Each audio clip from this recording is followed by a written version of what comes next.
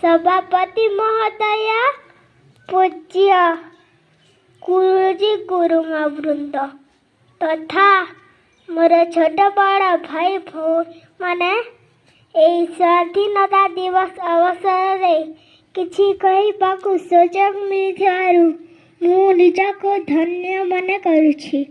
आज एई तिरंगा पताका तले काहेकि एकत्रित होइछे ताहा समस्तंकु अल्प बहुत जणा।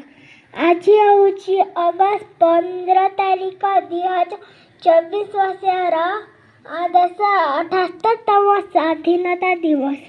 एह दिन आम देशर प्रत्येक लोक जातीय पताका तले छिड़ा होई जातीय संगीत गान करी स्वाधीनता दिवस पालन करथांती। दीर्घ 200 वर्ष धरी आम देश